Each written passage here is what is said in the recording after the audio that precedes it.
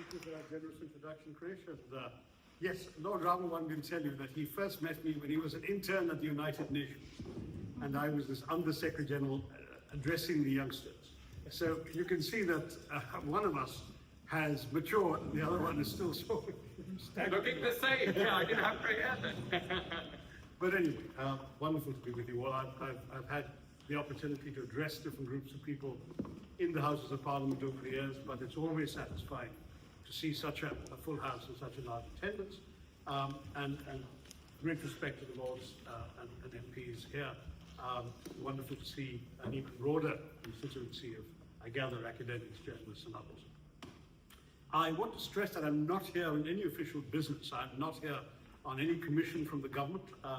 I am a member of the opposition and I chair the Committee on External Relations, the equivalent of your Foreign Relations Committee, because in our system, 8 of the 24 standing committees of Parliament are chaired by opposition MPs. Our committees always include both houses. So I'm from the lower house. I'm now in my 4th term, but I chair the Foreign Affairs Committee. So since I was in London, and I had been in Oxford and Cambridge making a few speeches and even spoke at the Inner Temple on Friday. Friday. And Saturday I was in Bradford at the Literature Festival there, speaking in something called the Doha Debate. But then since then I've been wandering around London a little bit, talking to editorial boards of newspapers, which had asked to see me, the Financial Times, The Economist, Bloomberg, and seeing a lot of my fellow MPs, but on your side of the divide. So saw the President of the Conservative Friends of India, your former Deputy Prime Minister Arnold Dowden, yesterday, met Tom Tugendhat, who used to be my counterpart as Chairman of the Foreign Relations Committee, met my current counterpart, Dave Emily Thornbury, this afternoon, have seen a few other MPs for fairly candid conversations about aspects that we could probably cover in this conversation, though I gather we're on the record and there may be some things that have to be a little circumspect about, but for the most part, I'm notorious for my candor and I hope to live up to my reputation.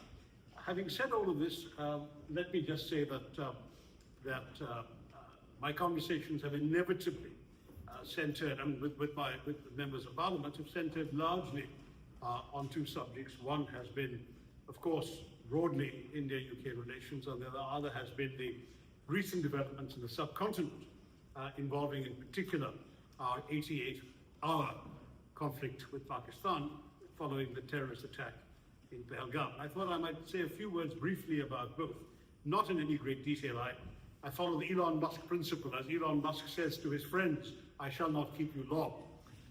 But having said that, what I'm going to do is to try and say a few things to plant the seeds of future conversation and then really open it up to you. And I think as long as Lord Raval doesn't have to go and vote, he will moderate the conversation. And I believe Kanishka Narayan will come and help with that when he's voted in the House. And yes, you've got votes coming up, I realize that. But anyway, it's been wonderful to interact with all of you on whatever issues are of interest. Now, on the first subject, I think I'm not wrong in saying that we probably have reached an important turning point for the better in India-UK relations. There had been a bit of a trough, perhaps even slightly worse than a trough for some years, characterized by various things, including some sense of unfairness about the conditions under which Indian students, for example, came here. We saw a plummeting of the number of Indian students. They were allowed to work, I think, 2 months after graduation. The Chinese were getting 2 years or 5 years. All of that became sources of discord and unhappiness. And I'm delighted that now a series of agreements have been reached, culminating in the free trade agreement that was agreed last month, which I think really will usher in a new dawn. We're hearing of a tremendous increase in bilateral trade, many more opportunities for mutual investment, and possibly new areas of cooperation. For the first time in a very long time, there's serious talk about defense cooperation. There is, of course, going to be a major uptick in things like Indians drinking lots of cheaper single malt Scotch whiskey, and also perhaps buying some of your aerospace products and automobiles and so on. And we in turn are pleased that not only has there been a certain constructive attitude towards Indian students coming here and staying on to gain some work experience and so on, but there's also now the New Young Professionals Program under which the Lords have to go and vote. Yes, we need to go and vote, but I'm so grateful. Kanishka, are you coming to take over? You're going to Another division. We'll come back. Democracy has to function, so Democracy must be functioning. moderate. Thank you. So sorry. No, I'm just looking down. There you go. British democracy at its best. Yes.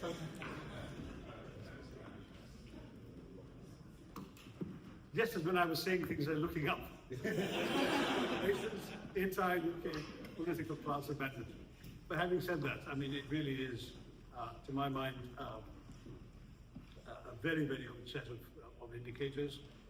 The New Young Professionals Program, if it ever really fulfills its potential, will see Indian professionals here and British professionals in India spending a couple of years in each country, which I think is not only going to be of value to them in the short term, but also cement bonds between the two countries in the long term, because there'll be so many more people with direct first-hand experience with each other. Things are looking very, very promising indeed, and we can talk about some of these things in more detail if you wish. Having said that, on the other topic which has been agitating people, what happened in the subcontinent following the terror attack in Pahalgam, Kashmir, on the 22nd of April, when 26 holidaymakers, civilians for the most part, who happened to be on holiday in a rather tranquil meadow in a remote part of Kashmir, north of the hill station of Pahalgam, were gunned down in cold blood,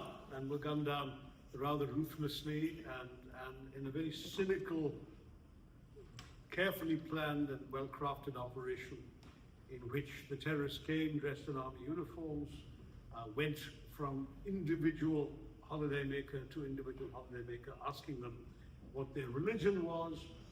When the people answered Hindu, they were promptly shot between the eyes. When people refused to answer, they were asked to recite the Kalima, which those who couldn't do were then proceeded to be shot, and some others had their trousers pulled down to identify them circumcised. When one distraught wife screamed, "Kill me too," the killer said, "No, go back and tell Modi, go back and tell the Indians." So it was very, very much a nasty, malicious, evil slaughter, intended not just to obviously take 26 lives, but also to destroy the extraordinary boom that had been in tourism to Kashmir, and the thriving Kashmiri economy would take a setback, so that might perhaps help increase or create alienation amongst the local populace. And then the hope very clearly from the manner of these executions was that there would be a backlash in the rest of India to the killings on religious grounds, and that perhaps Hindus would go around saying, well, since these people killed us because we're Hindu, we're going to kill Muslims in revenge, which fortunately didn't happen. Indians stayed united, condemned the horror unitedly, and India rose up as one to signal to the government that we must react to terrorism. I myself, as an opposition MP, wrote an op-ed in one of India's leading newspapers, the Express, which was headlined, "Hit hard, hit smart." It was clear that what the experts call a kinetic action was going to be necessary, that there would have to be a physical response, simply because we tried everything else for 37 years and nothing had worked. The Pakistanis turned terrorists against us the moment the Soviets pulled out of Afghanistan. There were lots of unemployed young men with beards and Kalashnikovs who could be channeled in certain directions, and there were people turned against India, particularly in Kashmir, and people turned against Afghanistan. As you know, by 1995, Afghanistan had fallen to the Taliban, the wholly owned creation of the Pakistani Inter-Services Intelligence, the ISI, and the people of Kashmir suffered horrendous loss of lives in violence caused by terrorists throughout the 90s and into the early years of the century. Many of you will remember the horrors of Mumbai, 26/11/2008, when 270 innocent people were killed. But in an operation which Pakistan denied having anything to do with, until one of the terrorists was captured alive, and not only was he identified, his home address, where he lived, what his name was, who he was trained by, and where he was trained, everything came out until that denial was no longer credible. In any case, Western intelligence agencies also recorded the chilling voice of the Pakistani handler giving minute-by-minute instructions to the killers in Mumbai to move from room to room, killing people, because he was watching Indian television and telling them what to do. This horror resulted in a joint international effort to investigate, to compile a dossier which was given to the Pakistanis, and to this day, 17 years later, no one has been prosecuted, no one has been punished in Pakistan. The same evidence used by the Americans inculpated two Pakistani or people of Pakistani origin in America who have been convicted since, one of whom has been extradited to India thereafter. But the fact is that the same evidence did not lead to any prosecution in Pakistan. So that didn't work. The second thing that the Pakistanis keep calling for, since the international investigation has been discredited, is a joint investigation. Well, that's been tried too. In 2015, when the Pakistanis attacked Pathankot in India, the Pathankot airbase, our Prime Minister, who just made an impromptu and very affectionate visit to his Pakistani counterpart, whose birth date was on December 25 the previous year, and whose granddaughter's wedding he'd attended, he called the Prime Minister and said, surely you had nothing to do with this, why didn't you join the investigation? And so Pakistani intelligence showed up as an Indian airbase, much to the horror of Indian intelligence, and then went back to Pakistan and said, oh, the Indians did it to themselves, which, as you can imagine, led to a terrible sense of betrayal in India and a conviction on the part of the government that the Pakistanis were not serious about dealing with the terrorism emanating from their territory, and other solutions would have to be found. This is what led to a succession of more decisive actions, surgical strikes across the border, a terrorist attack in 2019 that led to an air attack on a terrorist base in a place called Balakot in Pakistan's Khyber Pakhtunkhwa province. And then finally, this decision to react to this particular attack with something more. And that something more was an air raid missile raid on 9 known terrorist camps. Now, the government of India took pains to signal both to the Pakistanis and to the world. They told the Pakistanis and they announced to the world that this was very carefully calibrated. So it was not just hit hard, it was hit smart, as I wanted them to. That they had only hit bases of well-known terrorist organizations listed by the United Nations Terrorism Committee and also on the State Department US Wanted Terrorist list. And that they had taken care not to hit any Pakistan government sites or any Pakistan military sites in that first strike on the 6th and 7th of May. And they told the Pakistanis, if you leave well enough alone, we're done. But if you hit, we will hit you back. And that's exactly what transpired. They hit rather indiscriminately. They killed some nuns at the Carmelites convent in Poonch in Srinagar. They hit a Sikh Gurudwara, killing a number of Sikh worshippers. And they hit civilians in their homes and on the streets. India then retaliated, not quite in kind. We didn't target the civilians, but we did hit military targets, which we had eschewed on the first day. And on the night of the 9th, 10th, we successfully damaged 11 Pakistani air bases, which, again, the photographs are available on commercial, publicly available satellite television, showing the extent of damage that was caused. Pakistan the next morning called it and said they'd like to call it off.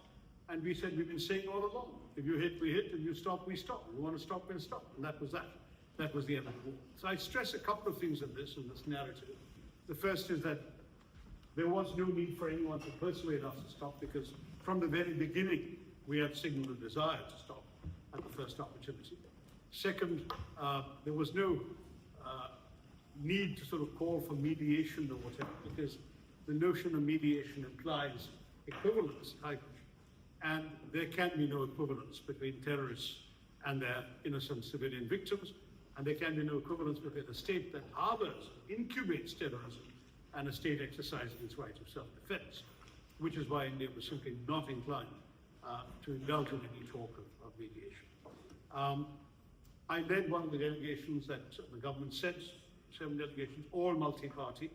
My own delegation had 8 people, of whom we represented 5 political parties, 8 states, and 3 different religions. And that was very much the intention was to convey very clearly that India was united, that across these very many visible diversities, we were one in standing up against terrorism. At the same time, we wanted to get away from this narrative that, oh, it's the Indians and Pakistanis doing it to each other all the time. Sorry, this is not about any state conflict. India is not interested in conflict with Pakistan. We are focused on our development, on our growth, on our technology, on the transformation and the well-being of our people. We do not wish to be distracted by conflict with anybody. And we're very happy to leave the Pakistanis alone if they will leave us alone. The problem is they are not content to leave us alone. They are what's called a revisionist power. They want to change the arrangements in the subcontinent, and they want to make sure that the strategy minuted by a Pakistani general way back in the 1980s and since made public of bleeding India to death by 1,000 cuts, that particular strategy would continue to be followed. And therefore, I'm afraid we've been confronting this for 36 years with mounting levels of exasperation. I know that Pakistan also sent a couple of delegations out. Young Bilawal Bhutto, whom I've met, is a pleasant young man, essentially seemed to have made 2 major points. First, we didn't do this. The Indians made an unprovoked attack. I think I've given you enough reasons to indicate why we believe there was no doubt who had done it, but there was also one further detail which I haven't mentioned. Within 45 minutes of the terror attack, before it was public knowledge, before it was in any news, because there were no journalists around when the killings happened, within 45 minutes, credit had been claimed by a group called the Resistance Front, which is a well-known proxy for the Lashkar-e-Taiba, based in Pakistan, in a place called Muridke, and the Resistance Front not only made that claim, but went on to reiterate that claim 24 hours later on their official website. So there is no doubt the Resistance Front is a group we had been complaining about to the UN Terrorism Committee in 2023 and 2024, so it's not exactly an unknown entity. So that was another major reason. And then, of course, our intelligence people are no fools. They collated the CCTV footage and identified at least 3 of the perpetrators, 2 of whom, by photographs, they were able to identify the names of them because they've been involved in previous terror attacks, were indeed Pakistanis. One was a Kashmiri who had been known to have exfiltrated the language the police like to use into Pakistan for training, and who had clearly been sent back to do this dirty deed. So I want to assure you, number one, that India is a responsible state that wouldn't have done this without being 100% certain that it knew what it was responding to, but equally that it did so in a very measured way and only targeting terror sites. The second argument that the Pakistani delegations have been using is, we're also victims of terrorism, and poor Bilawal says, I lost my mother to terrorism as well. And I feel deeply sorry for the young man. He should not have had to lose his mother to terrorism. But we didn't create that problem. That problem was created in and by some of the very elements on whose behalf he's speaking now. The Pakistani ISI that created these terror groups to serve the purposes of their policy towards Afghanistan and towards India. They are the ones who have based, trained, armed, financed, equipped, and deployed these terrorists for 37 years. So it's a bit much, I'm afraid. It's very sad, but at the same time, it's as Hillary Clinton rather memorably said a dozen years ago when she was Secretary of State to the Pakistanis, you cannot breed a nest of vipers in your backyard and expect them only to bite your neighbors. So unfortunately, the old story of Dr. Frankenstein, build a monster that escapes your control, one faction of these radicalized Islamist fanatics decided Pakistan itself wasn't Islamist enough for their taste and turned against the ruling establishment there, and that's why some of these killings in Pakistan have been happening. So we sympathize, but we obviously would ask you to look at where the problem originated. So I'll stop there just to give you broadly the contours of these two issues. I'm very happy to take questions, comments, pushback, reactions, issue clarifications, whatever you like about everything. Chris. Thank you so much. Please.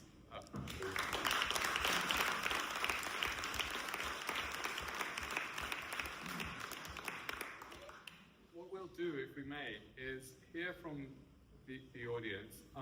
We've only got 50 minutes or so together before the next engagement that Dr. Tharoor has.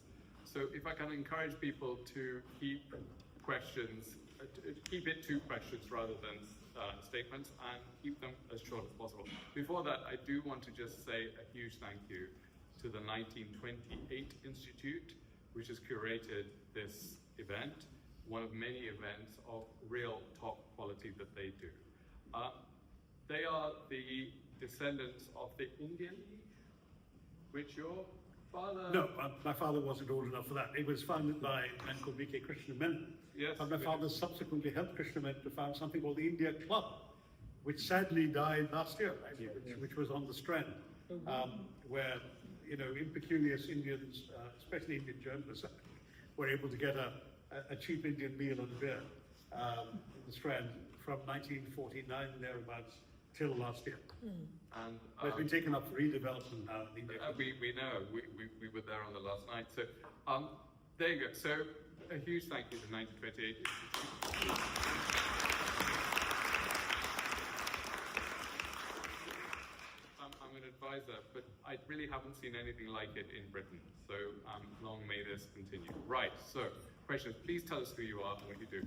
Gentleman there put his hand up first, so please. Good evening, Dr. Tharoor. My name is Vinod. I'm a Kashmiri Pandit, and I also run the APPG for British Hindus. You also run the? APPG for British Hindus, from a secretariat point of view. Wonderful. Right, so this topic about Pahalgam is very close to me. Right. Having been born in Kashmir and having seen the whole 80s and the 90s. My question to you is, has General Munir dealt a blow to the promise that India and Modi made post-revocation of Article 317? And is now basically going to take Kashmir back 20, 30 years. And the lead question is, what does it mean for the rehabilitation of pundits?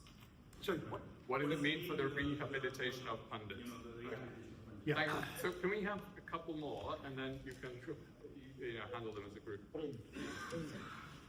Dr. Tharoor, very Yeah. eloquent as usual. My name is Ajay Yadav. My question to you really is, why doesn't India adopt the first strike policy like Israelis do? If you know where they are, know what the intention is, why wait? So I know that Lord Seeker wants to ask a question. Could you hold on for a sec? I'll ask for you. Yes, ma'am. Yeah. Hello, nice to see you again. Resham Katacha, Director of the Conservative Friends of India. Do you see peace with Pakistan in our lifetime, and how does the influence of China complicate or influence that peace and the likelihood of that happening? Okay, so I'll take them in that order if I may. Kashmiri Pandits, I not just sympathize, I empathize. I was married to a Kashmiri Pandit. My late wife, her own family was displaced in 89 to 91 when there were these threats against Kashmiri families by the terrorists, and the government and the police were unable to extend protection to every family in these villages. And I have visited her ancestral home and seen the ruins. It really is a very sad situation in Kashmir, going back precisely to the time that I mentioned when the Mujahideen, freed from the Soviets, having departed from Afghanistan, turned their attention to India. So there is a genuine problem because a large number of Kashmiri Pandits were scattered in places in the state but outside the Kashmir Valley, which was their ancestral lands. A large number are settled in Jammu now, and some remain in essentially refugee camps, refugee camps for internally displaced persons. There are many who've simply gone off and made their lives in other parts of India or abroad, as you have done, and who ultimately no longer nurture a hope of going back. But we have insisted on the principle that those who want to go back should have the right to go back. And indeed, I might add that many Kashmiri Muslims are of the view that their state is impoverished without this large presence of Kashmiri Pandits around. I accompanied my late father-in-law to the Hazratbal Mosque to visit as a tourist, and many came up to him and said, "We want you back. The place is not the same without you." There is a certain sense within Kashmir, across religious divides, that people need to be together again. I think that's certainly the view of the people in power today, but there's understandably a lot of hesitation on the part of Kashmiri Pandits to risk going back, as long as every time there seems to be a lull and normalcy, something like this happens, as Pelgam did, and then they hesitate. So the principle remains, they have a right to return to their homelands, and very often, in fact, their own homes, which have now been demolished, but the land is there and they can rebuild it if it's safe enough to do so. But many of them don't feel it. There are some Kashmiri Pandits who remain. Now, I don't know if you know Professor Amitabh Mattu, for example, his mother, who was a teacher, chose to stay on there. It's the people like that who have never left the valley, never left Srinagar, but they are a very minuscule minority, sorry to say. But the answer remains, there can be no grand plan for them until they feel safe enough to participate in a plan of resettlement and return. The second question was on Israel. Yeah. And the answer very simply is that India, as I said, doesn't want to be seen as instigating a conflict. I mean, we really are the land of Mahatma Gandhi. It was striking that every delegation that went abroad, in every country in the world, there is somewhere or the other a bust or a statue of Mahatma Gandhi. And we made it a point to pay floral tribute to the great man, because, you know, we want the world to understand we didn't start this problem, and we have no intention of starting a conflict. It's a pity that the Pakistanis will not leave well enough alone. And if they do something, we're not going to turn the other cheek. I remember making a speech saying that, you know, Mahatma Gandhi did, after all, use nonviolence to overcome colonial oppression. So he would not have wanted us to live in fear or live in subjugation or live in terror. And he would have wanted us to stand up against that. But ultimately our instinct is one of peace. I think it's extremely unlikely that even the present Indian government, which prides itself on being a tough government, I don't think even they will initiate a first strike action against Pakistan. But by doing what they did at the beginning of what we call Operation Sindoor, they did signal we know where you are. And the precision of some of these strikes. There's a 200-acre compound in the heart of a congested city in Muridke in Pakistan, and sorry, the Jaish-e-Mohammed compound in Bahawalpur, where our chaps were able to hit not just the compound, but a specific building within the compound known to host their headquarters. And that sort of precision must have been a bit of a shock to Pakistan. I have no doubt they'll rebuild these buildings again. I mean, how much damage can you do that can't be rebuilt in 6, 7, 9 months? But the message, nonetheless, we hope has been conveyed. The third question was on Pakistan, India, and the Chinese factor. I think we've got to be very honest about this. There is undoubtedly a China factor. There is, first of all, the undoubted fact that China has a very big stake in Pakistan, bigger than it used to have. And that's because the single largest project in their Belt and Road Initiative worldwide is the China-Pakistan Economic Corridor that runs through territory we still claim Pakistani-occupied Kashmir, all the way down to Gwadar and Baluchistan, the port of the southwest part of Pakistan. And if you realize that in the old days, goods destined for Western China had to come from the Suez Canal and the Straits of Hormuz all the way past India, around India, into the Straits of Malacca, through into the South China Sea, unload in Southeast China in Guangzhou or Shenzhen, and then go by road across the whole mainland of China to get to Western China. They are now able to save 95% of the time and 90% of the cost by simply unloading in Gwadar without doing any of this and just going up the highway into Western China directly. So China, in its own national interest, as it were, has a major stake in Pakistan. Secondly, the Pakistanis have now become far more dependent on China than they used to be. They used to balance their military dependence on both America and China. Now it's 81% of their defense equipment is Chinese.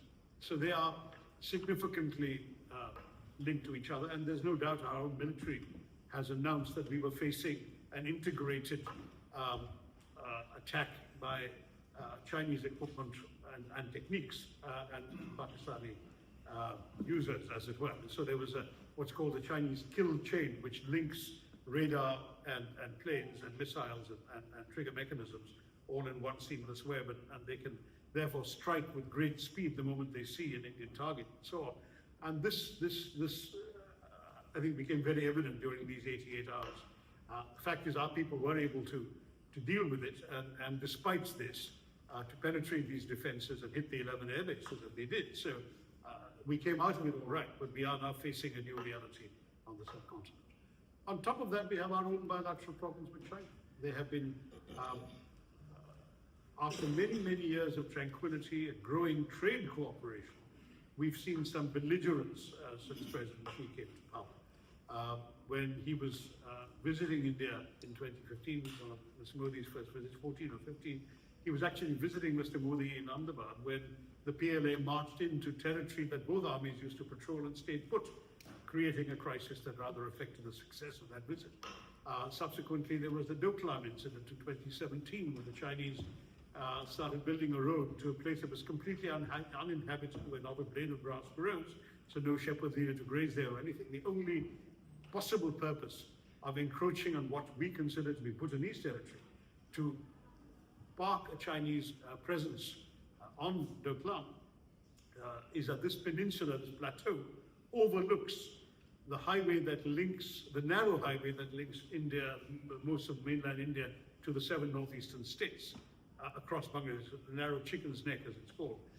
And so the only logical reason is to be in a position to interdict that highway in the event of future military hostilities. Well, we hadn't planned on future military hostilities, but clearly some people in Beijing are. That's why they did this. The third episode was the nastiest of all. It was in May 2020, late May, early June, when they again encroached on the disputed frontier with India, again on territory that both sides used to patrol, parked themselves and started establishing durable structures. Our soldiers went and said, what you're doing is supposed to have withdrawn, and our turn to patrol here now. And these fellows were killed. 20 Indian soldiers and officers were killed in the brawl that ensued. And that led to a major freeze in the relations between India and China for about 4.5 years, which had just begun to thaw after the 2 foreign ministers and the 2 national security advisors, 2 sets of generals met from September and October of last year, and they were able to resume joint patrolling and once again come to a modus vivendi. But that now has faced a further setback with what happened during Operation Sindoor. So I don't know the answer as to what the immediate future prospects of the triangular relationship are, but I think many in India are conscious that the Pakistan-China nexus is and represents for us a very serious factor on now both our borders, presumably at the same time. So it's a matter of some concern, as you can imagine, for a peace-loving nation that has no desire to disturb the status quo, but finds 2 neighbors that would like to disturb the status quo. Thank you. More questions? Good Lord. Lord Seeker, yeah. Thank you. Welcome, Shashi, and thank you for coming. My question is of a very different kind. It's about the Indian identity. I was a professor at leading universities before I arrived at the House of Lords here. I taught Indian students coming to the UK for many, many years. So my question is, why this one-way traffic? We don't see the British and the Americans going to study in India. Obviously, if people are talking about something very advanced, technical technology might make sense, but they're coming for a lot of mundane things. Now, to some extent, there is a feeling that it is Western, it must be superior. Which that poses a question, when would Indians acquire intellectual independence? Because that is the independence which really counts and gives you identity. I sense this other, referring to Edward Said's work, which you're familiar with, the notion of the other being Western is positive, and the notion of being Indian, and it still has a negative mark after all these years of independence. Why? Thank you. Good question. Yes? It's lovely to meet you again. You are? I'm Sana Kardar. We met a couple of times. I come from great-grandfather has played for British India and later became the Pakistan captain. And British Pakistani, I have a couple of questions for you. Sure. Firstly, when the whole incident happened, the first thing Pakistan is what I have seen from my example having on both sides, is they pray for civilians in India. They don't want anything to happen to normal people, common people, because nobody wants them to get hurt. However, I did find some charity. I mean, there was from Pakistan side, but I'm not denying that. There was a lot of charity when an 8-year-old child died during one of those strikes in Pakistan. While you said it was very precise, it was one of the army officer's child. He was an 8-year-old, and I think his younger brother died as well. 2 children died, which was quite shameful, considering it was terrorist things that you wanted to attack. Secondly, the gentleman here said, why don't we eradicate? Thank you for answering it in a more peaceful manner that, you know, it's the nation of Gandhi, where you don't want violence. But if that is the sentiments of the common Indian and the 2 nuclear powers, I don't think we can let peace prevail in that way. And especially given what is happening around the world, it's very important for Thank you. peace Point to- made. Thank you very much, and welcome to this meeting. I've got, well, good Lord. Neil, yeah. Neil, Go ahead, Neil. what would you like to see parliamentarian, or what would you like to see governments around the world do to support No, I can't hear, Can't sorry. hear you. What would you like governments around the world to do to support the Indian government? So what we'd like governments around the world to do to support the Indian government. And then I have just an ancillary to that written by Rajneshji. Is it your question? How do you foresee the future UK-India relations, particularly in the context of trade and security cooperation? Right. So, Okay. So, Lord I have to say that you really have addressed a very important issue. As you know, I've been arguing for some years about the importance of decolonizing the Indian mind as well. That's something which I attach a lot of importance to. The truth, frankly, is that our available population of students simply doesn't have enough excellent institutions to get into. I mean, there are, let's say, a number of world-class institutions in India, the IITs, if you want to be an engineer or a technologist, some of the medical colleges, some of the liberal arts institutions, and a couple of the commercial ones, and there's some very good business schools at the graduate level. But the vast majority of Indian institutions, I think, would, in all fairness, be described at best as mediocre. The problem is, if you're an ambitious, aspiring student and you can't get into one of the best ones because you don't have the marks to qualify for the best universities, and you don't want to settle for the second best, then you will tend to look abroad in the hope that you might. It's not so much that the West is better than the best in India, but that the West may be better than the second best in India, and therefore it's worth going to. So that may be partially the explanation. What troubles me indeed is that because of the extraordinary pressure on the available seats, India has reduced to some degree the number of foreign students coming in, even from developing countries. British and Americans were never very large numbers on Indian campuses. Though now there are private universities that have developed exchange programs with British and American universities, there will be some more coming. But we used to have in my time, lots of African students, for example, on our campuses, and that's gone down considerably, partially because we've been unwilling to extend seats to foreigners when there's so much demand from Indians. And undoubtedly population is a factor in this. So I think that there's, if you like, a sort of a non-intellectual answer to your intellectual quandary, but there is a practical factor here that comes in. To Ms. Kardar, I do want to say that, first of all, I'm horrified that there was any rejoicing on the death of a child. That certainly would not be the sentiment of the vast majority of Indians, I assure you. But I would say that as far as the prospects for India and Pakistan are concerned, that it's extremely important that both countries learn to live with each other. And at the moment, the willingness to do that has only been on one side. There is a discontent in Pakistan, what they keep calling the unfinished business of partition.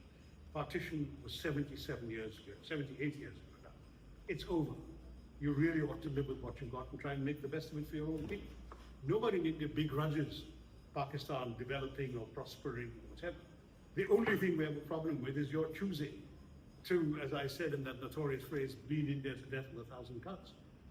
Leave us alone. I mean, we don't want to bother you, but please don't bother us. I mean, that's essentially the issue.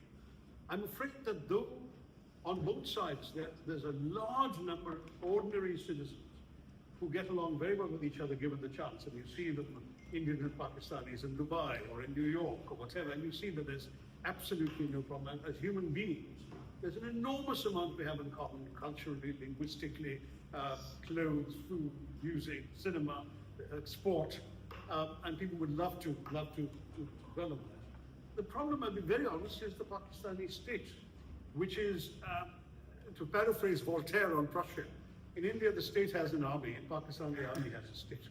And there is no army in the entire world that controls a larger share of the government's budget and a larger proportion of the country's GDP than the Pakistani army. In India, you join the army to serve and you retire, you go away, you never have any influence on policy. Whereas in Pakistan, you join the army very often to run the country, and if you're not running the country, you're running export-import, you're running petrol pumps, you're running universities and think tanks, you're controlling vast sectors. There's an entire book on this by a Pakistani scholar, who explains how the military is essentially a vast empire. And to preserve these privileges, the Pakistani military does need hostility on ideally both its borders, but at least one at a time. And this is why, unfortunately, we are facing a situation where the Pakistani military's raison d'etre is, unfortunately, to create trouble for India. And we have no choice but to react. I think it's reached a point now in Indian public opinion, while there may be people like this encouraging, wanting us to go off and finish the 12 months for all, and indeed, there was a lot of vituperation when India agreed to call off the war because they wanted India to go ahead and capture Islamabad, dismember Pakistan, God knows what else. Silly people. India has no intention of doing that. India just wanted to send a message that you cannot just walk across the border and kill people in our country with impunity. There will be a price to pay. If you don't do it, we are going to leave you alone. And that message, I think, is very clear. We've said this everywhere. That comes to the last question about the delegations going around. I mean, the fact is that we have said to everyone, we need your sympathy and understanding. Sympathy for the victims of terror, who are innocent holidaymakers, but also understanding for why we had to do what we did. We've had 37 years of experience. We've tried everything else, everything the Pakistanis have been calling for. Joint investigation, international investigation, whatever, all these things have been done, evidence has been compiled. But this, unfortunately, is a bunch of people who claim they didn't know where Osama bin Laden was, till he was found in a safe house next to an army camp in a cantonment city. I mean, it's become a joke now, this question of Pakistan's mollycoddling of terrorists. I'm not suggesting that the civilian government even knew this was happening. But the fact is it doesn't matter, because there are enough people in the military who can direct this, and who don't care what the civilian government wants. In fact, when the Mumbai attacks happened in 2008, my friend, the then Foreign Minister of Pakistan, was in Delhi, Shah Mahmood Qureshi. There was a very pro-peace government that was in the process of signing, or had he come in order to sign, a liberalized visa agreement between the two countries. And that's when the terrorists, so we knew the government hadn't done it, but the fact is that they are unable and unwilling to do anything about it. Then where do we go? So the short answer, or the long answer, I've taken the one, is that if Pakistan wants to show an interest in peace, it has a very simple thing to do. It should dismantle the terror infrastructure. Everyone knows who these organizations are, where they are. There are 52 named individuals in the United Nations Terrorism Committee list who are all running amok in Pakistan, who are radicalizing people, training people, preaching hatred and murder against against Indians particularly.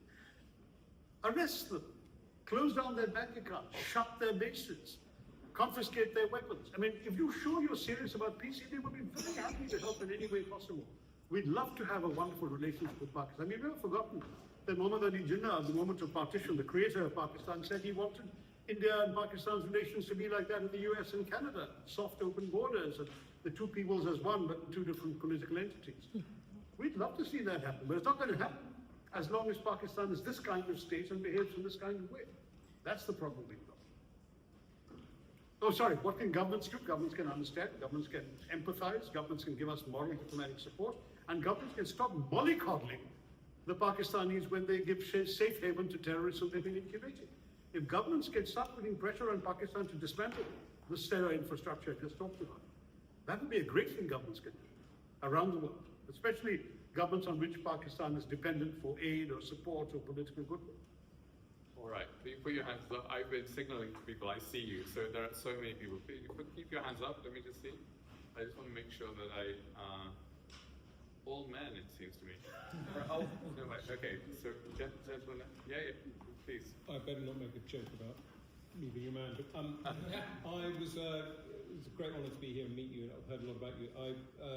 As the question... Say who you are. Ed Vaizey, I was the culture minister under David Cameron for many years, and it was my colleague's question about universities, and then later you referenced film in terms of shared culture between Pakistan and India. I wonder if you could... I've heard, for example, that there's a huge ambition among India's museums to bring themselves up to date and improve their offering, and they're working with a lot of British museums. I just wonder whether you could reflect on the power of Indian culture as a sort of soft power, Bollywood obviously, museums and so on, and how the UK and India can work together on this. Okay, who else? There was a question, yeah, please. Hi, I'm Natasha Baird.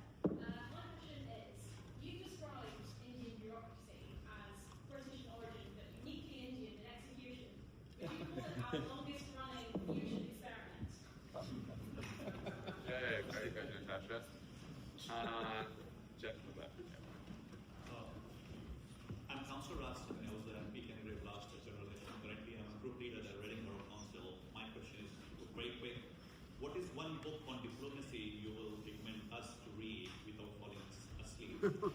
What's your view on UK-India trade deal? Is it progress, genuine progress, or is it just diplomatic cricket? Speaking of cricket, what's your view of current India Test series? Do you think England ever win again, or we should send a polite letter of surrender? Very good. Okay, so I think We've got three, haven't we? we've got three. Now, let me start all over again. Lord Vaizey was the first. Soft power is something that I think I can claim to be the first person to raise this issue in India of the soft power of India, and I was invited thereafter to talk about it, not because I had been a friend of Joseph Nye, the man who originated the concept in America, who not applied it to India, only to the US, and I thought that the idea could be extended to India and bounced some ideas off him, and he encouraged me to go further. And you're quite right. I mean, Bollywood, yoga, Indian fashion, Indian cuisine, the omnipresence of Indian restaurants, all of these things are part of India's soft power. What can Britain do? I mean, it's interesting that you mentioned museums in your list, because of course, your museums are full of purloined Indian goods.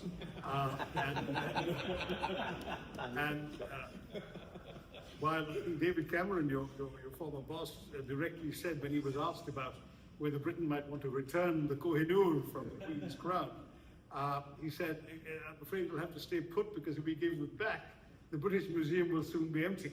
It was a nice throwaway line, but it's probably true as well. Let me stress that the very least one thing that Britain could do is actually collaborate with Indian museums. They could be traveling exhibitions. I mean, you don't have to give them back, but you can loan them for a while so people can come and see some of the things they don't have to buy a ticket to London to come and see. That would be one thing you could do. You could also help some of the Indian museums to upgrade and improve their quality. The 20th century is now already past, and there are a lot of techniques that could be vastly improved. I'm sure you, because you are the world capital of museums in many ways, you probably know how to do it. You can impart some of this transfer of technology as well could help. So I'm all in favor of Britain playing a role in buttressing India's soft power. And one thing you could do at home is to set up a museum to colonialism. I would urge you to be able, and it's very striking now that, you know, the Germans, for example, after World War II, were in denial for about 25 years. I went to Dhaka in 1980, and literally, there was no sign, there was nothing, there was no tourist organization. You had to go and ask how to get there. But when you got there, they politely showed you around, but that was it. And subsequently, however, they now regularly conduct tours for the later generations of young Germans to remind them of the atrocities committed by their ancestors and to warn them why this should never be allowed to happen again. I'm not sure how well that's done, given that a neo-fascist party is now on the rise in Germany, but the message very clearly is we have to own up to the past. We have to be aware of it. No one is asking any Briton living today to be in any way guilty of any of the atrocities that were undoubtedly committed in the past. But at least to be able to educate Britons about, you can do A-levels in history in England today without learning a single line of colonial history. I mean, it just seems amazing that the only museum, the word imperial in its title, is the Imperial War Museum, which celebrates victories of the British over foreign peoples. I think that might be one thing that you could also contribute to, a greater awareness, as it were, on both sides of what the colonial experience was really all about, particularly from the point of view of the victims as well. The second question, remind me, Krish. One on diplomacy. Oh yes, no, yours was the second question. It was about Indian bureaucracy. So bureaucracy, yes. I actually wrote in my book, The Great Indian Novel, way back in 1989, that British colonialism rested on the conviction that anything resulting from the filling of forms in quadruplicate couldn't possibly be oppression. And so they instilled all this bureaucracy into India. Unfortunately, the British were wise enough to abandon all these practices back home. But in India, we are still filling in forms in quadruplicate. And every little decision requires multiple levels of clearance, as in the British era, and multiple opportunities for rent seeking as well, and so on and so forth. So yes, I'm not a fan of Indian bureaucracy.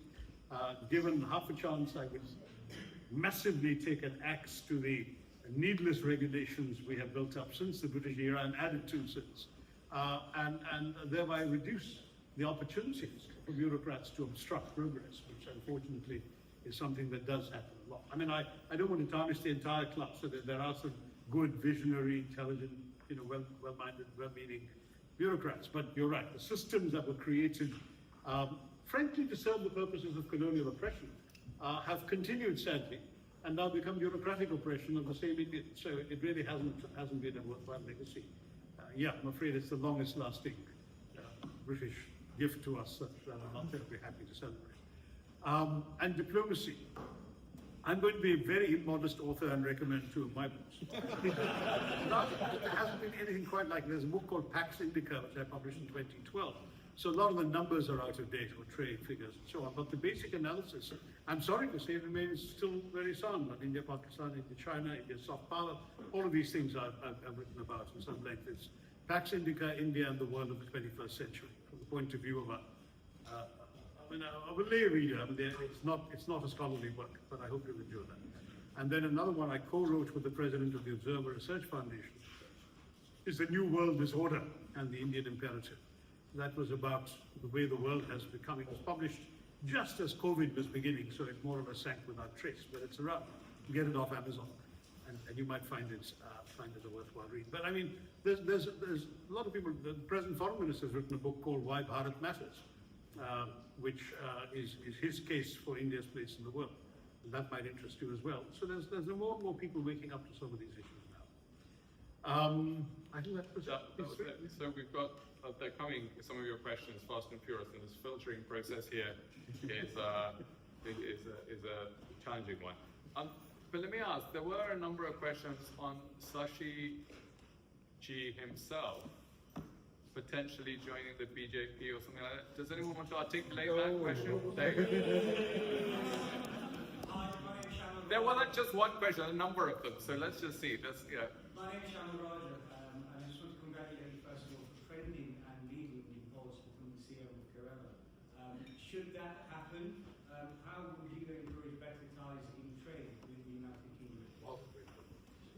So how would you, so if the Kerala is... Trying to train is to become the CM of Kerala, it seems.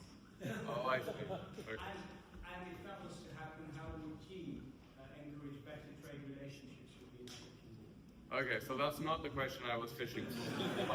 don't fish, Rick. No, I'm just being a good moderator. The question was, would you ever join the BJP? That's one of the questions.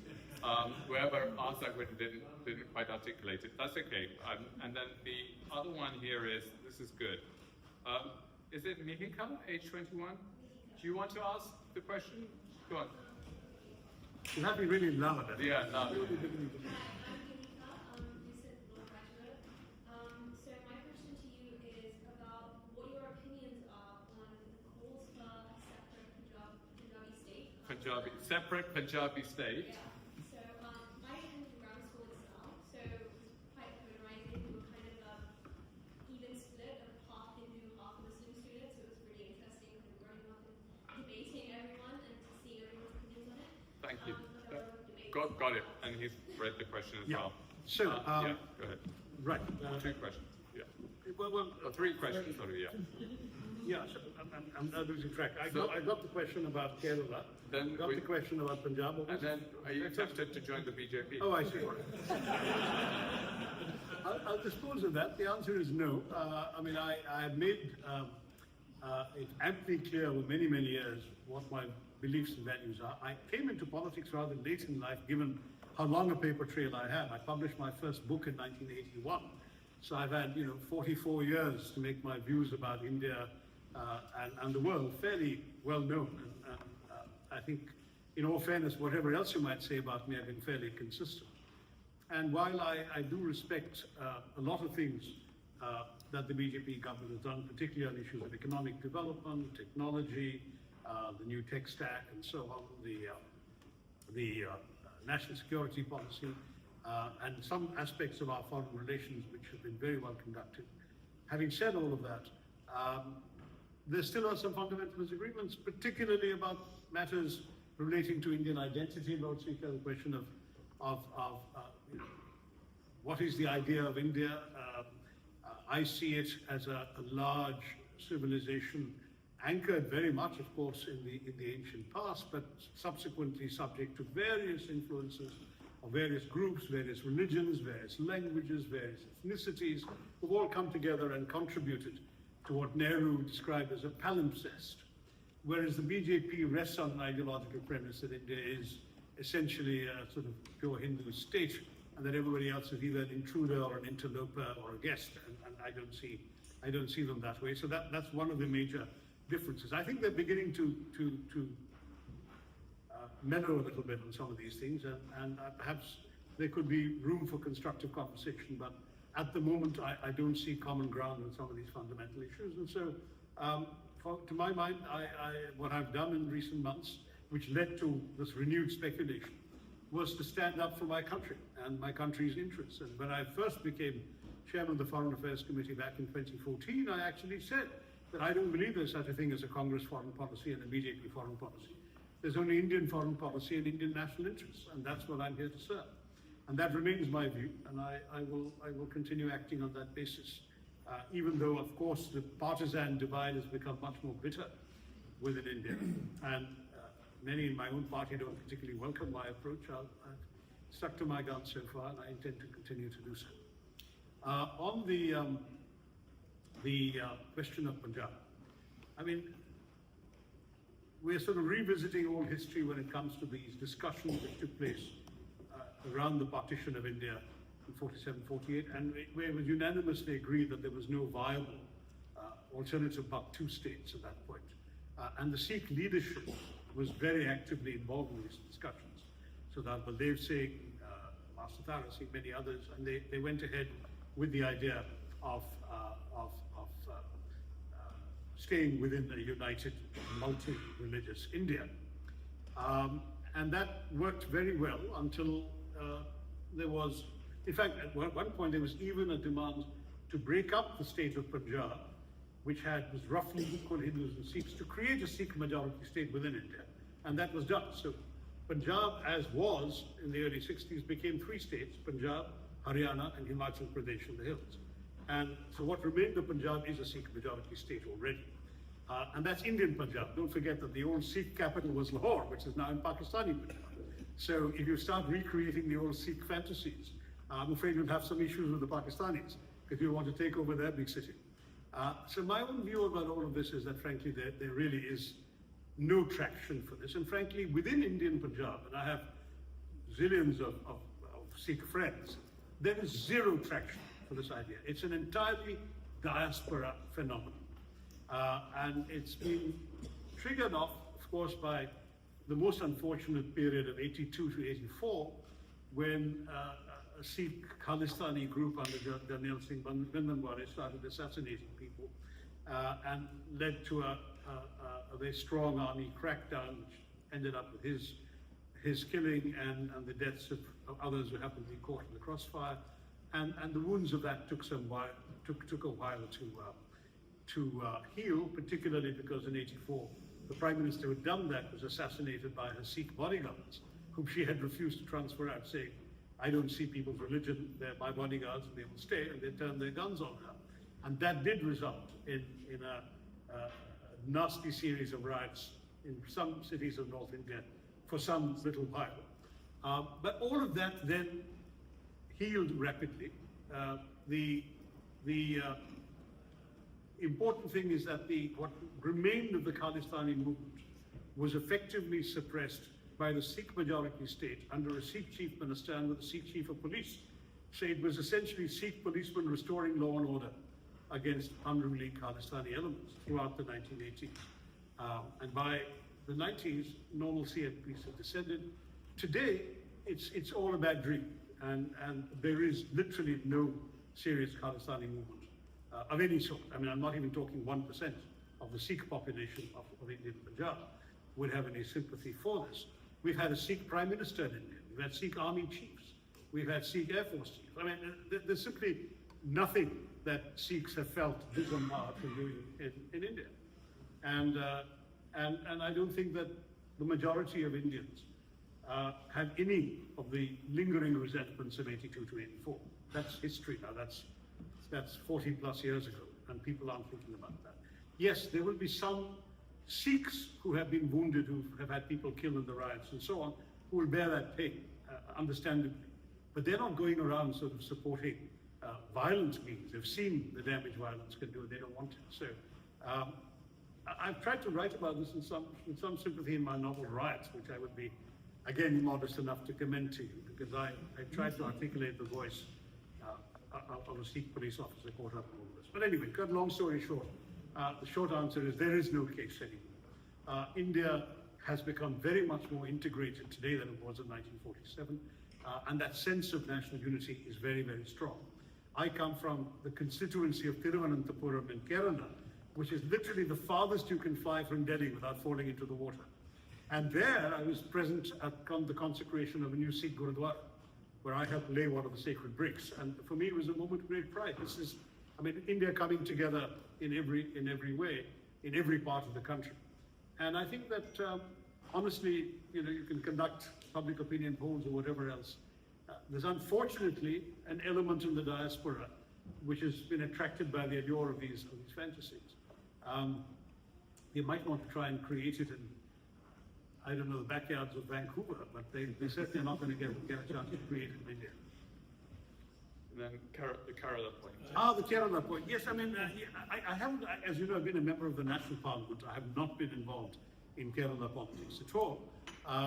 There have been a number of polls over the last couple of years that show me, for some reason, as the public's favoured choice for the top job in Kerala. But my party has a very traditional approach that it does not name a chief ministerial face for any state election, except when there is an incumbent.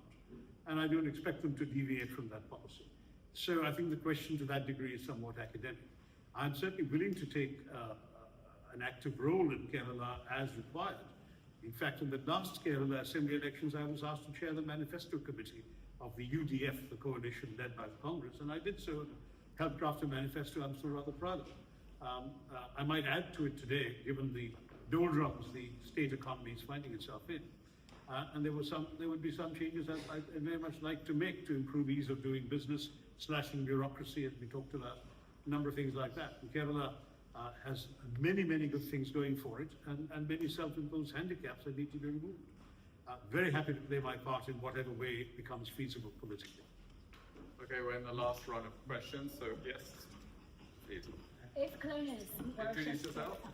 Nikita Bed, I'm one of the co-founders of the 1928 Institute. If colonialism were a Shakespearean character, who would it be? And would you give them a redemption arc? Would you give them a redemption arc? Redemption. Okay, very good. Sorry, Lord Sohoto, there are a number of people Yeah, that's wanting to, but this is my dear friend on the bench, Lord Sohoto.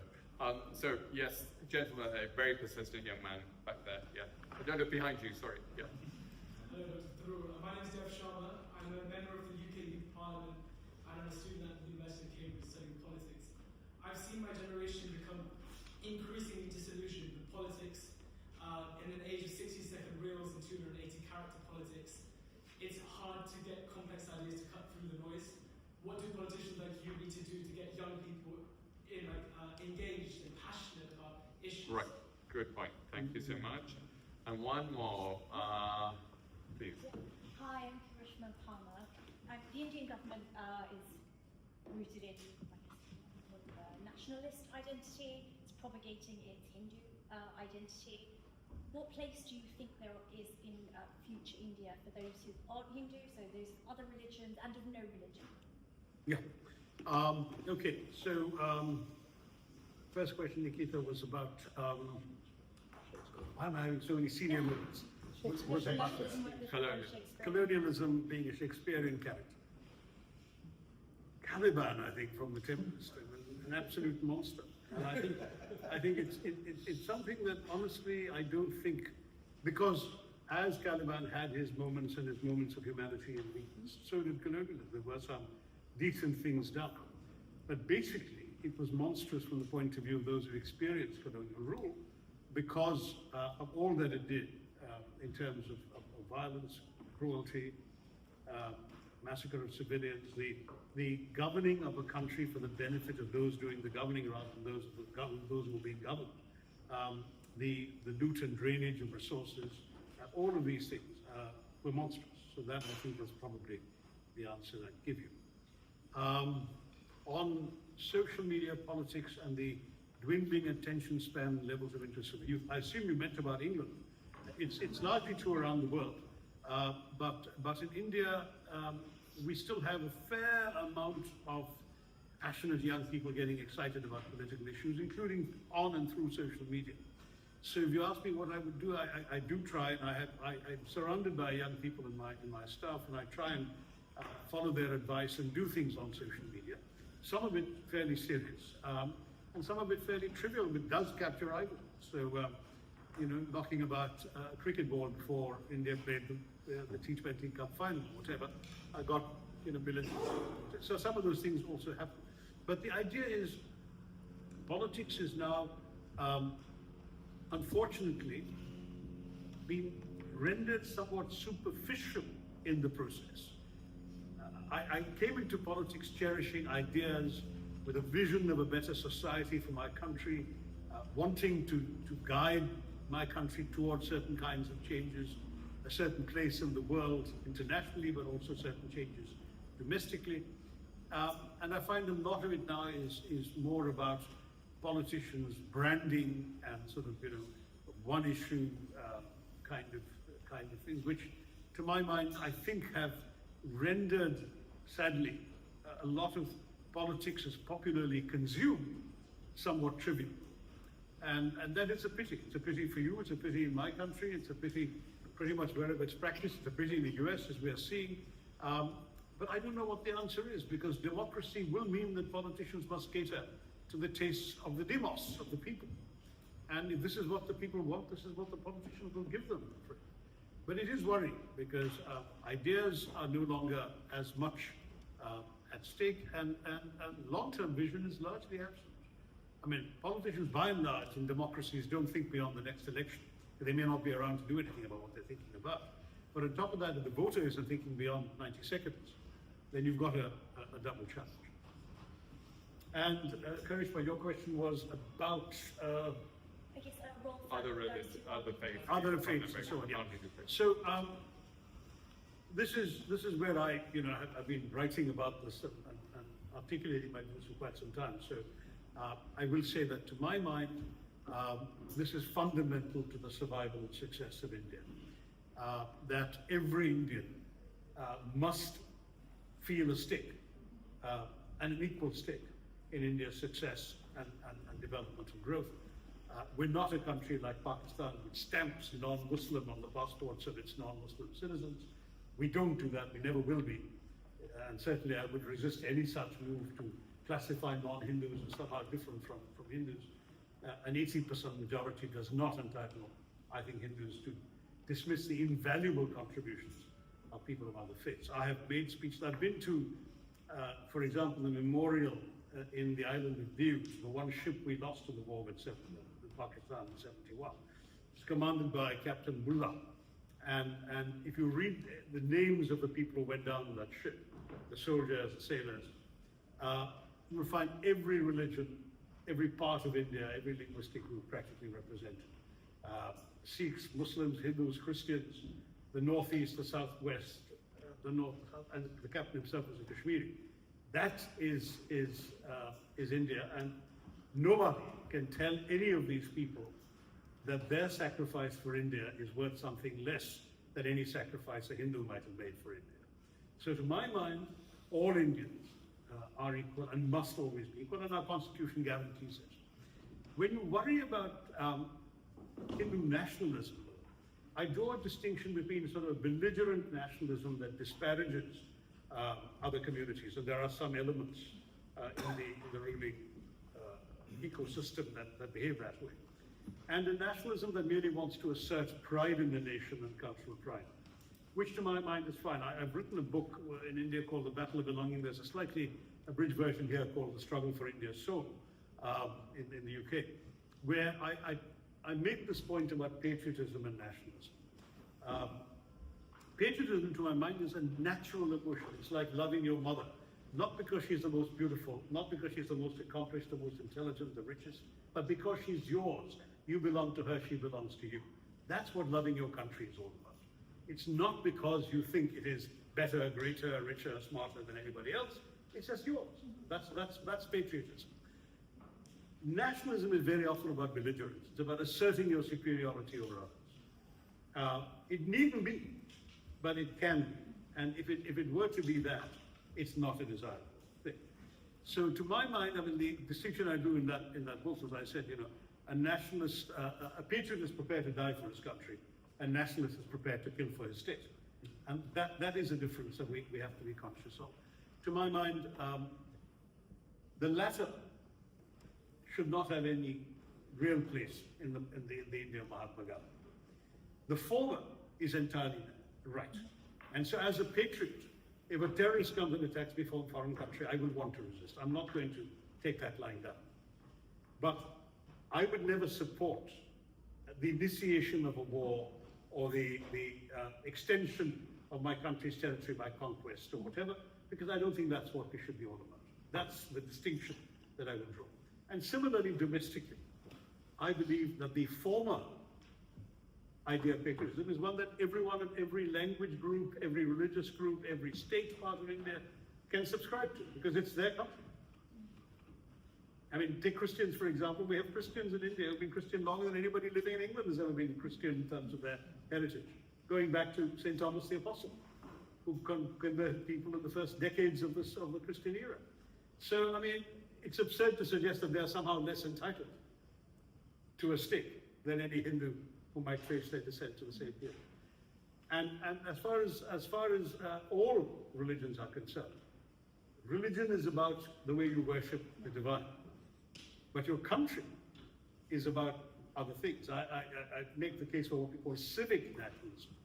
There is a nationalism that doesn't inhere in your identity, your religion, your linguistic group, whatever, or your ethnicity, but rests on institutions, on a constitution above all, and institutions under that constitution that apply equally to all. And India rests on a civic nationalism. Our constitution rests on the premise that everybody's equal. And while there have been debates about whether the word secular should have been added to the constitution and so on, even if you take it out, it's a secular constitution. We have the right of worship, we have the right of assembly, we have the right of propagation of your religion to others. You can do all of that. So in what way does the constitution in any way put one religion above anyone else? As long as we remain faithful to our constitution, the answer to your question is we're safe. All Indians can march together proudly forward as one. And the last question, which is in front of me here, what can the diaspora do to further support of the UK-India relations? Gosh, I see 90% of you, I think, seem to be from the diaspora. So wonderful. Continue caring. Continue being involved. Come and visit. See what's going on. So that your criticisms and suggestions are well-founded in experience and knowledge. Maintain links. Welcome the likes of me when we come here and tell us what you think and so on. I don't think it's my place to preach to you what you can do, because ultimately your allegiance must be to your own country, the country in which you're living. But I think, you know, as Indians, I mean, I often joke that you can take the Indian out of India, but you can't take India out of the Indian. And so even if you're here and have made your future here, there's always going to be some of India in your heart and soul, and I hope that you will thereby want to contribute to its betterment and take pride in its accomplishments, including in cricket. I didn't answer your question, sir. I think the Lord's Test is going to be extremely, extremely exciting, because we've seen both teams fairly well balanced after the first two Test matches, and I'm sure that they're going to give us a much spicier pitch at Lord's with Jofra Archer hurling down the thunderbolts. But we have Bumrah to offer in return, and I think our batting has rather distinguished itself. So hopefully it's going to be a very, very exciting match, and I think India is likely to come ahead in this thing. Fingers crossed.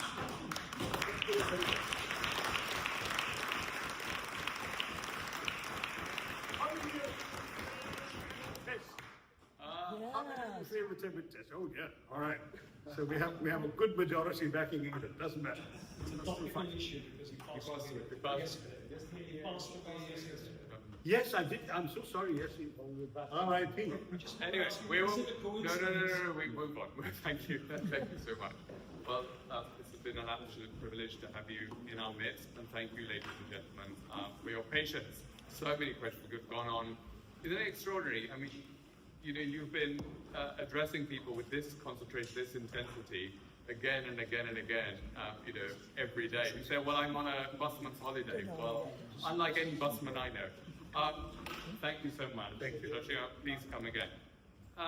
Dr. Nikki Javed, do you want to talk about something else? Please, go ahead.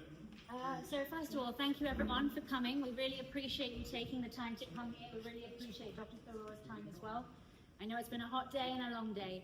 I won't keep you for too much longer. So a little bit about us, the 1928 Institute. We are a think tank, a British Indian think tank. We are a spin out from the University of Oxford, led by Oxford academics like myself. The thing I'd like to talk to you about today is our upcoming research project, the British Indian Census. This is our flagship project. This is the second time we've run it. Our aim is to collect as much information as you're willing to give us, within the realms of GDPR, of course. We ask questions about your policy priorities, the areas that matter to you. Have you experienced racism and more? And we plan to write these up, write up recommendations, and give these white papers to our lovely parliamentarian friends here and advocate on the behalf of yourselves. The only way we can do that is if you take part. So please, if you could scan this QR code, does the QR code work? Well, we'll find out. Maybe the QR code works, maybe it doesn't. If it doesn't work, please, there are two other ways you can take our census. One way. On our website, underneath Research and Impact, you'll find a link there. It takes only 5 minutes to do. The second way is if you all use social media. We're on Instagram, look in the link in our bio, you'll find it there as well. It's really important that you have your say within these corridors of power. Thank you.